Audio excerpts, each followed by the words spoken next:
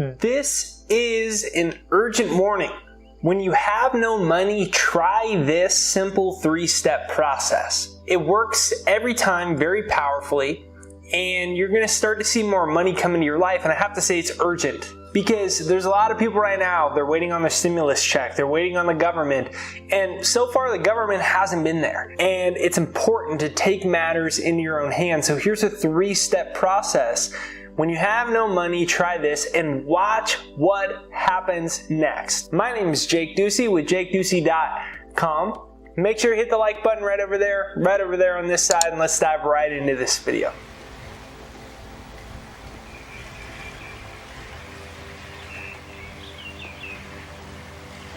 Step number 1 is to change your conversation about money. Money has ears, and it hears when you call. And I say this all the time, but it seems like very few people understand the significance of this. We know from quantum physics that everything in the universe that you experience subjectively comes from your own consciousness. So how does this pertain to money? It says that money comes when you call it. Which is another way of saying when you are in the consciousness of abundance, you tend to attract more abundance into your life. So what I want you to do is comment down below. Money has ears. It hears when you call. Now, how does this show up in the rest of your life? Well, think about it like this.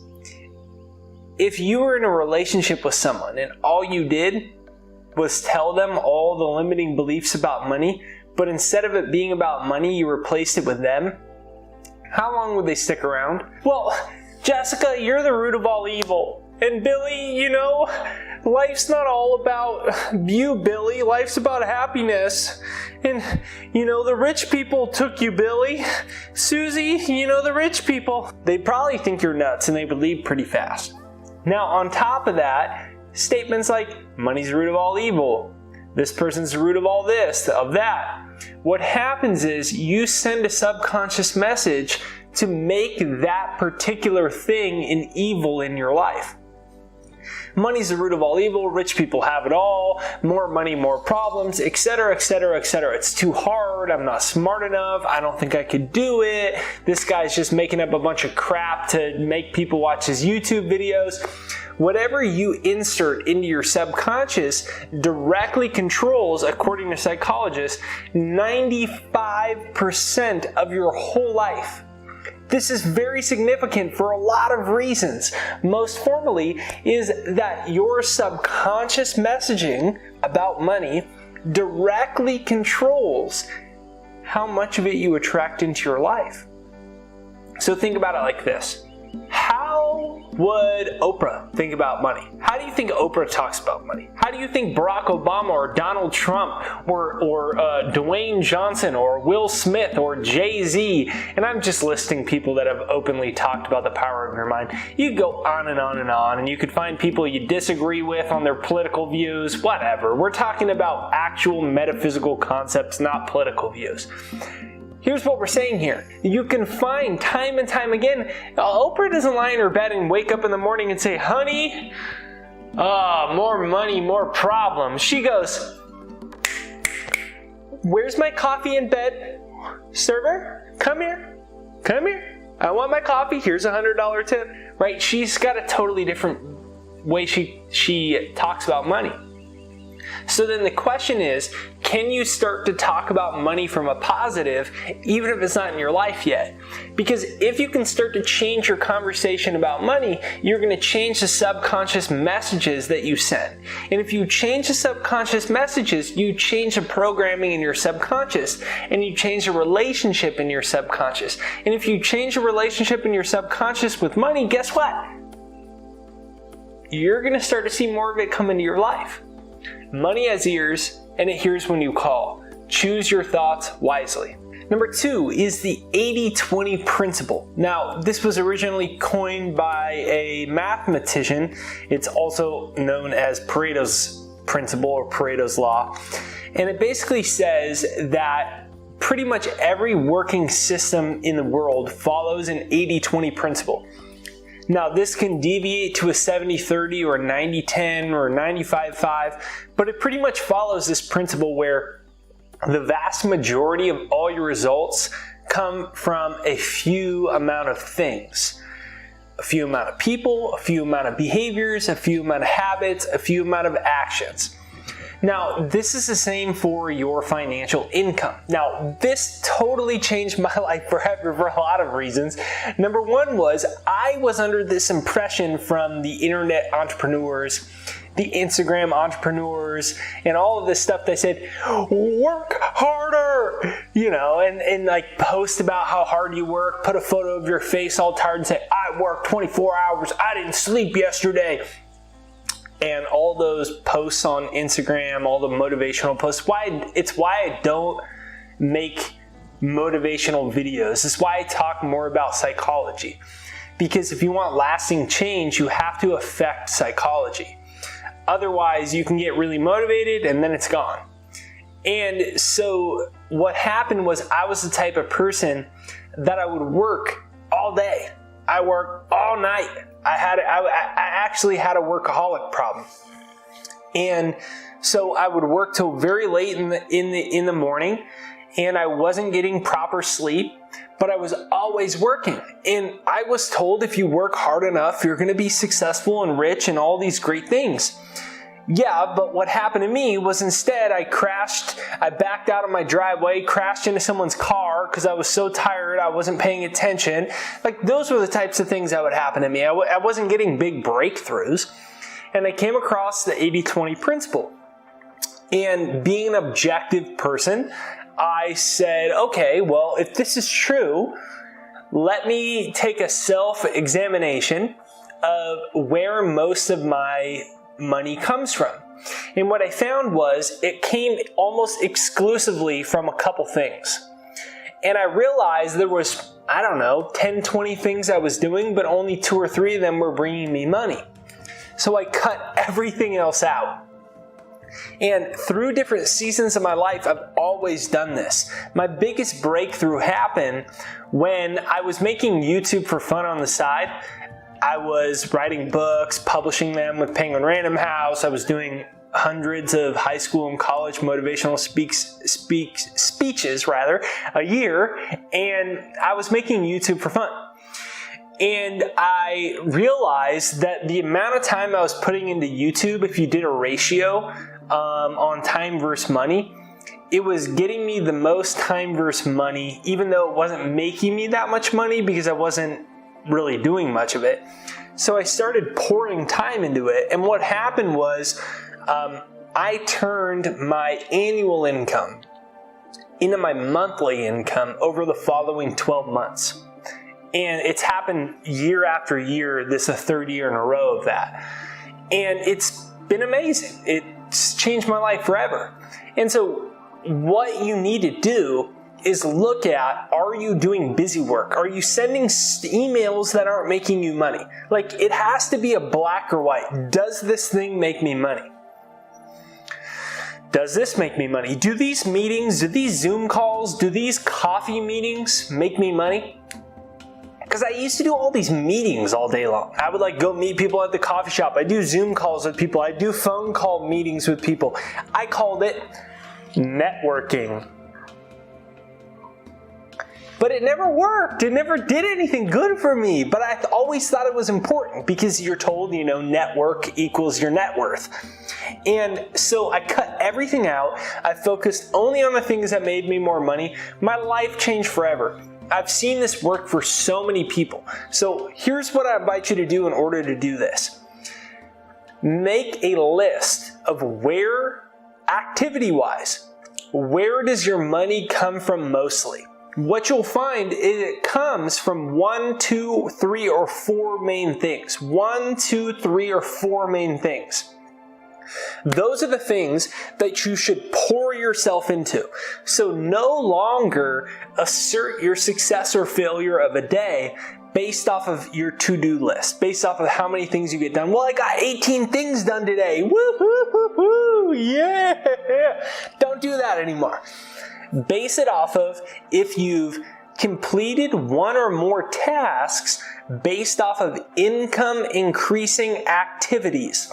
Your income increasing activities are the things that are producing the most bang for your buck. It's just common sense. Put your energy into things that give you the most bang for your buck. You're going to have more free time and you're going to make more money. Step number 3 is how you manage $1 determines if you will ever manage 1 million. What do I mean by that? Well, a lot of people, they're waiting for more money until they start to take seriously the amount of money that they have. They say, Jake, I only have $1. I only have $10. I only make $1,000. I make minimum wage. How do you expect me to manage my money now? As long as you make excuses about how much money you have now, you will never make more because you're in a consciousness of lack. Now, I know that's really hard to take and it sounds like, hey, this a-hole, come on. Well, I learned it the hard way. I was listening to an audio program about money and the individual said something of the sorts. And I realized I lived that way. I lived vicariously through a future that may never arrive. I said, I'll save when I have more money. I'll invest once I have more money. I'll start to divide 20% for savings or investments when I have more money. I'll put this percentage to this when I have more money. But what you're really doing is saying, I'm in lack. One day I hope it changes. I'll do it when it changes. This is not a recipe for success. This is a recipe to repeat the same failures over and over.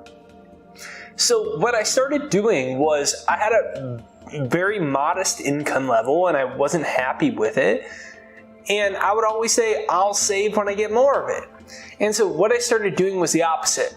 I didn't have the amount of money that I wanted, so it was very frustrating. But I started saving it the way I wanted it to be. So I started putting 30-40% of my money into savings. Very hard to do when I wasn't making much. I put 5% into this account, 10% into this account, and I broke it up in a respectful way, even though I didn't have the amount of money that I wanted. A very amazing thing happened. My income changed so fast that it still doesn't seem that real. Like, it took off so quickly that I look back and I'm like, what the heck happened? And what happened was that I started to live by financial principles. And when I lived by those financial principles, the universe had to bring more money into my life to make up for steadfast principles that I was living by. If I'm saving 40% of my money, 30% of my money, no matter what, you know what that means? I gotta make more of it. New ideas come to me. This thing takes off. That thing takes off. This new business works out. And things just start happening. Here's the real kicker though. People that don't have any money always ask, well, how am I supposed to do that? But the people that have money, they say, I'm going to do that. Now, it doesn't matter how much you have. It matters the psychology that you possess when you do it. So I always say, how you manage $1 determines if you'll ever have 1 million. And the quickest way to basically break that down is to go like this. Do you say that you will do stuff once you get more money? I'll save when I get more, Jake. I'll invest when I get more, Jake. I'll buy some gold once I have more money. Once I have some money to buy gold with, Jake. I'll start a business when I have more money, Jake. I'll start saving money when I have more, Jake. I'll pay off my credit card when I have more, Jake. And it becomes this mantra where if you're the subconscious mind, how do you interpret those statements? I'll do something once I get more money. The way you interpret that is, I'm broke and it's not changing. And this is super important to understand because we're always sending messages to our subconscious. Our subconscious controls 95% of our life. And so how you manage $1 determines if you'll ever get 1 million. If you were rich, how would you divide up the money you were making now? No, I'm not saying you need more money to make a change. What I'm saying is, if you already were rich, irrespective of your income level, how would you start to divide it up? How would you start to spend it? How would you start to invest it? And when you do this, amazing things happen, because you start to take a stand for who you want to be, instead of hoping one day the financial freedom that you want, maybe one day it'll come. No. Take a stand today. So in this video, we talked about 3 quick and easy steps to start to change your financial life forever. If you found this video valuable, please do me a favor. Hit the like button on this side or this side right over there, and leave a comment down below that says, "It's my right to be rich." I know that sounds like a weird statement. It's my right to be rich. Well, I believe that we're all one with God, and God wants us to live a totally abundant, rich, prosperous life with freedom. So therefore, money just being an instrument that allows us to exchange value, God wants us to be rich. So leave a comment down below that says, "It's my right to be rich." Comment that down below, "It's my right to be rich." And if you have trouble with accepting that belief system, please check out my software, The Second Mind. It's right there down below. I created a software. It's called thesecondmind.com. It's right there down below. thesecondmind.com. So I created a software to retrain my brain. A lot of people's brains are programmed to be broke. There's really no other way to say it. Society has programmed us to be broke, to be poor, to be unsuccessful. And we need to start to break that pattern and start to use neuroplasticity to retrain our brains. And if you retrain your brain, you can basically rewrite your whole life. So check it out right there down below. I created a software to do that. It's called The Second Mind. So you can use the Second Mind neuroprogrammer right there down below in the description and the comments. It's thesecondmind.com. It's right there down below. So have a great day. Thanks for watching this video. Hit the subscribe button. Hit the bell notification. Even if you subscribed last year, double check if you hit the bell notification right over there. Have a great day. I'll see you next time, and thank you for watching.